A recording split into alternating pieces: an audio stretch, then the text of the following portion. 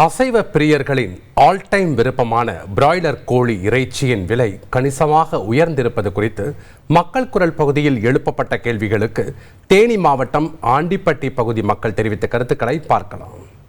ஒரு பொங்கல், தீபாவளி இந்த மாதிரி வந்துச்சுன்னா நாங்கள் ஃபர்ஸ்ட் எடுக்கக்கூடியதே சிக்கன் தான். அதுவே இவ்வளோ விலை அதிகமாக இருந்துச்சுன்னா எங்களால் எடுக்கிறதுக்கு முடியாமல் போயிடும். இது எல்லா பேரும் கவர்மெண்ட் மூலியமா சொல்லி இதோட விலையை கம்மி பண்ணணும். மக்கள் அடிக்கடி எடுத்து சாப்பிடக்கூடிய கறின்றதுனால இது கம்மியான ரேட்டுக்குத்தே மாறணும். அதிகமான ரேட்டுக்கு மாறினா எங்களால் எடுக்க முடியாது.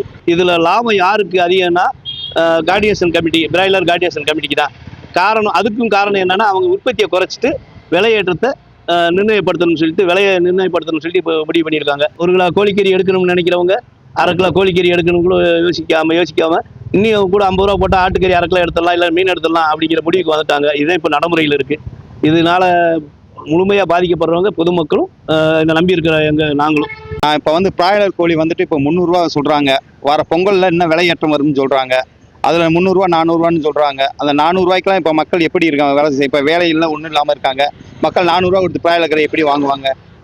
மக்கள் அடுத்து என்ன பண்ணுவாங்கன்னா அடுத்து மீன் வாங்குவாங்க. 150 ரூபா கிலோ மீன் விற்கிது, 150 ரூபாய்க்கு தான் விற்கிது. ஒன்று மீன் வாங்குவாங்க, இல்லாட்டி 100 ரூபாய் சேர்த்து போட்டு நாட்டுக்கோழி வாங்குவாங்க. இல்லையா இன்னும் 100 ரூபா சேர்த்து போட்டாங்க ஆட்டுக்கறி வாங்கிட்டு போயிடுவாங்க.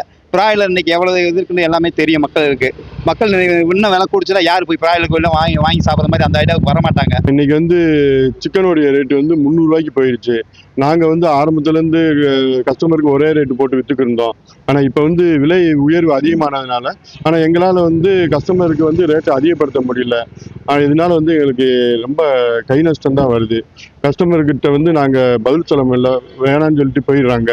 அதனால எங்களுக்கு ரொம்ப பாதிப்பு வருது. இதை கோழி உரிமையாளர் சங்கமும் கவர்மெண்ட் இணைஞ்சு கொஞ்சம் கோழி ரேட்டை குறைச்சா ரொம்ப நல்லா இருக்கும். மக்கள் குரல் பகுதியில் ஆண்டிப்பட்டி மக்கள் தெரிவித்த கருத்துக்களை நாம் பார்த்தோம்.